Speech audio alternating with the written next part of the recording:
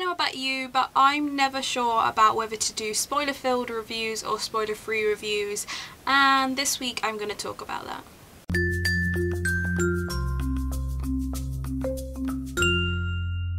Hi everybody, it's Lydia here. So last week I released my review of Ready Player One by Ernest Cline, and after I'd done it I kind of began thinking about whether I should have done a spoiler-filled review rather than a spoiler-free review, simply because the book's been out for quite a long time and a lot of people have read it, and I just sort of thought, well, maybe it would invoke more discussion if it was spoiler-filled, and this is kind of something that I'm always unsure about. I've done both spoiler-filled and spoiler-free reviews in the past, and I'm never really sure which is better. What do people want? Later in the week I'm going to be releasing 2 review videos, one of which is spoiler free and one of which is spoiler filled, and I just want to know which people prefer, because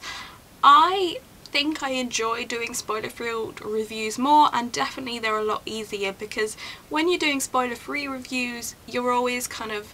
dodging the spoilers and trying not to ruin anything, and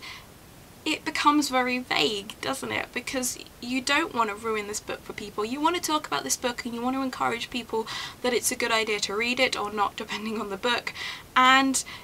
if you do it spoiler free, then it's very difficult to not just sound really vague and just you're constantly dancing around all the spoilers. So for that reason I really definitely prefer doing spoiler-filled reviews, because you do get the chance to actually really talk in depth about the book, and a lot of the time I think when I'm doing spoiler-free reviews I just sort of say, oh, I don't like this kind of thing in a book and this book did that, and I often feel like all my reviews end up sounding very similar because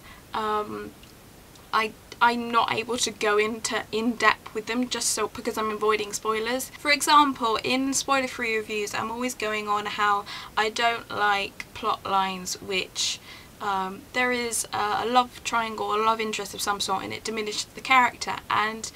I always say those words. Every single review of a book that has something like that in it, I have that phrase in there, and yet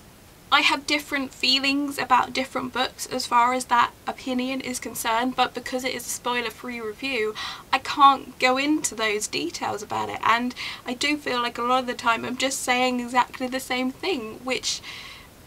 is really annoying, and it must be really boring to watch. So as I say, later in the week I am going to be releasing these 2 different book review videos, and I'd really like to know people's opinion on which they prefer. It's difficult though, isn't it? Because you don't want to watch a review video of a book which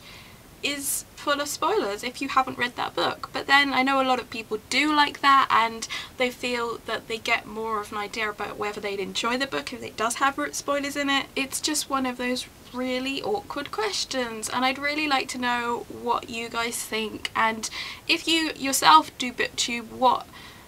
you do, because it's just, what do you do?